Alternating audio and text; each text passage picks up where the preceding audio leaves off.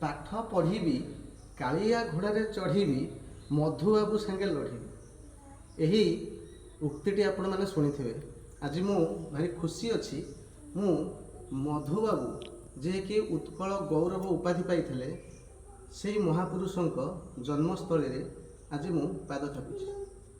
ଇଏ ହେଉଛି ସତ୍ୟଭାମାପୁର ଜିଲ୍ଲା କଟକର ଜାଗା, ଯେଉଁଠାରେ ଉତ୍କଳ ଗୌରବ ମଧୁସୂଦନ ଦାସ ଜନ୍ମଲାଭ କରିଥିଲେ। ଆପଣମାନେ ଦେଖୁଥିବେ, ଇଏ ହେଲା ମଧୁବାବୁଙ୍କର ଜନ୍ମସ୍ଥଳୀ, ଯେଉଁଟାକି ଆମର କହିଥାଉ ମଧୁବାବୁ ଏ ଘରେ ଜନ୍ମଲାଭ କରିଥିଲେ, ଏନ୍ତୁଡ଼ିଶାଳ। ଏବେ ଆପଣମାନଙ୍କୁ ଦେଖେଇବି, ଇଏ ହେଉଛି ସେହି ଜାଗାର ଦୃଶ୍ୟ, ଯେଉଁ ଜାଗାରେ ମଧୁବାବୁ ଛୋଟରୁ ବଡ଼ ହେଇଥିଲେ। ଛୋଟରୁ ବଡ଼ ଏଠି এই ভিডিও মাধ্যমে ভিতরর দৃশ্য গোটা পোখରୀ ବି ଆପଣମାନେ ଦେଖିପାରୁଥିବେ। ପୁରା ପାଖରୁ ଆପଣଙ୍କୁ ଦେଖାଉଛି। ଏ ହେଲା ପୋଖରୀଟିଏ, ଦେଖନ୍ତୁ ଅତି ସୁନ୍ଦର ପୋଖରୀ, ବହୁତ ମନୋରମ ଦୃଶ୍ୟ। ଏ ହେଉଛି ସେଇ ସତ୍ୟଭାମାପୁରର ଆଉ ଗୋଟେ ଜାଗାର ଦୃଶ୍ୟ, ଯେଉଁଟାକି ପୋଖରୀ ଏପଟେ ମୁଁ ଠିଆ ହେଇଛି। ମଧୁସୂଦନ ଦାସଙ୍କର ପ୍ରତିମୂର୍ତ୍ତି ଏଠାରେ ତିଆରି କରାଯାଇଛି।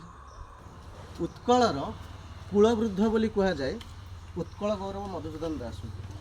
ଏବଂ ମଧୁସୂଦନ ଦାସ ହେଉଛନ୍ତି ଓଡ଼ିଶାର ବା ଉତ୍କଳର, ପୂର୍ବ ନାମ ଉତ୍କଳ ଥିଲା, ଏବେ ବର୍ତ୍ତମାନ ଓଡ଼ିଶାର ପ୍ରଥମ ବାରିଷ୍ଟର ଉତ୍କଳ ଗୌରବ ମଧୁସୂଦନ ଦାସ। ଓଡ଼ିଶାକୁ ସ୍ୱତନ୍ତ୍ର ଭାଷା ଭିତ୍ତିରେ ଗୋଟେ ରାଜ୍ୟ ରୂପେ ମାନ୍ୟତା ଦେବା ପାଇଁ ବହୁତ ସଂଘର୍ଷ କରିଥିଲେ ଉତ୍କଳ ଗୌରବ ମଧୁସୂଦନ ଦାସ। ଏଠି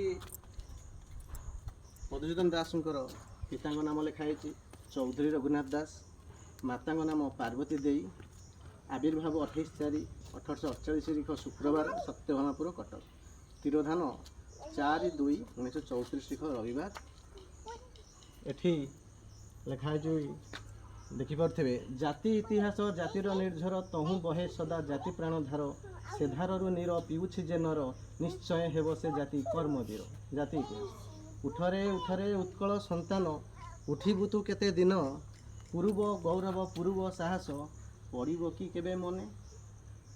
ଉତ୍କଳ ସନ୍ତାନ, ଜାତି ପ୍ରେମ ବହ୍ନି ପ୍ରଜ୍ୱଳିତ କର, ସ୍ୱାର୍ଥକୁ ଦିଅ ଆହୁତି, ସ୍ୱାର୍ଥ ମେଧ ଯଜ୍ଞ ଚାରିଆଡ଼େ ନାଚ, ଛାତିକୁ ମିଶାଇ ଛାତି ସନ୍ତାନର ଉକ୍ତି।